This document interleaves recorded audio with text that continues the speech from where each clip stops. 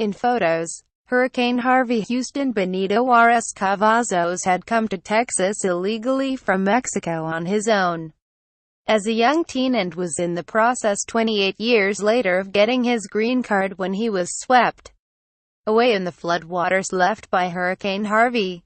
Cavazos, 42, had recently received a work permit and social security card and was scheduled for an appointment toward getting permanent residency the day after he apparently drowned. His cousins said Friday at a memorial service for the auto body shop worker.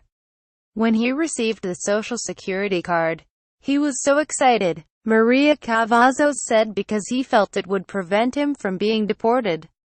That was his sense of protection. His close-knit family in the U.S. and friends mourned his loss and remembered him as happy-go-lucky guy who was always smiling, never missed a party where beer was served, and would give a friend his last dollar. The service for Cavazos is one of the first for Harvey's 39 known victims, though that number is expected to rise with at least 19 others believed missing and the search for them becoming more desperate. It's been 4 days since volunteer rescuers Ben Vizith and Gustavo Rodriguez went missing in Harvey's murky floodwaters when their boat hit submerged power lines and everyone was pitched overboard. The bodies of 2 other men on the boat at the time, Vizith's brother, 45-year-old Yair Rubio Vizuet, and 33-year-old Jorge Perez, were found dead floating in the water soon after. 2 journalists for the British newspaper The Daily Mail were aboard and survived. Vizith's wife, Perla Yaquez, trudged through a wooded area filled with downed trees and debris Thursday with other volunteers looking for the missing men. There's still a lot of faith and a lot of hope that we can recover them, she said in a Facebook Live video.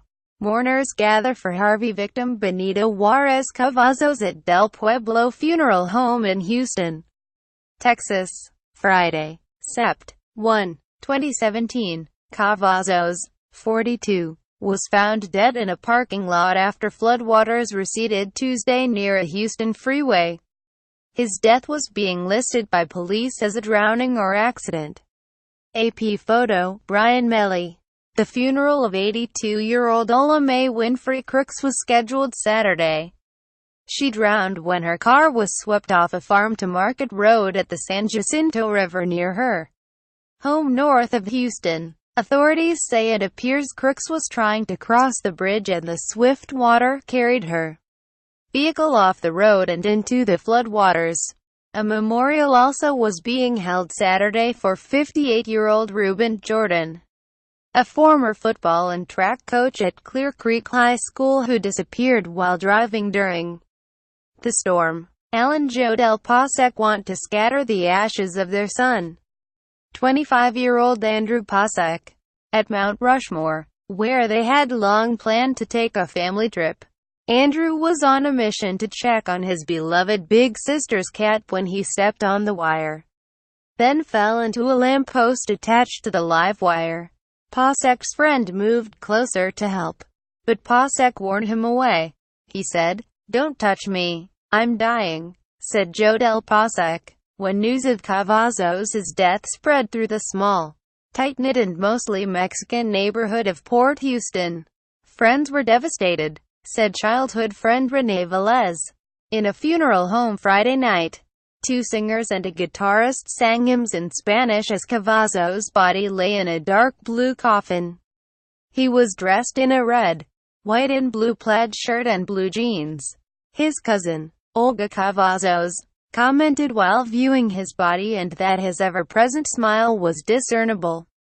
Mourners sang along in the small chapel while dozens of others gathered in a nearby kitchen eating food and swapping stories.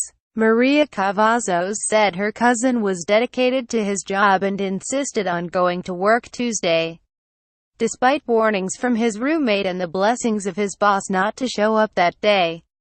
His car got stuck in a ditch and his family thinks he tried to walk home and was swept away by waters while crossing Interstate 10 on foot.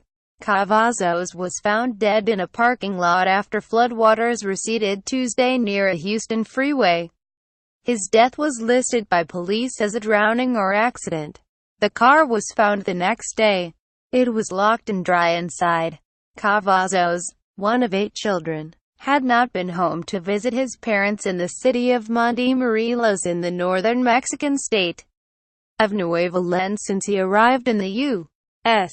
because of fears he wouldn't be able to get back in the country. It's very unfortunate that right when he finally had hopes of being able to maybe go to Mexico soon to go see his family, it all went downhill.